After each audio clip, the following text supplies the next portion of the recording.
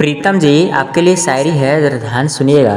बड़े ही प्यार से आपके लिए मैंने लिखा है। शायरी का अगर एक लाइन भी अच्छा लगेगा तो ज़्यादा से ज़्यादा शेयर करिएगा, लाइक करिएगा और चैनल को भी ज़रूर सब्सक्राइब कीजिएगा।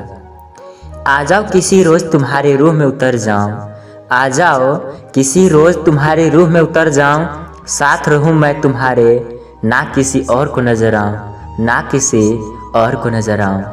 चाहकर भी मुझे छू ना सके कोई इस तरह, चाहकर भी मुझे छू ना सके कोई इस तरह, तुम कहो तो यूं तुम्हारी बाहों में बिखर जाऊं, तुम्हारी बाहों में बिखर जाऊं।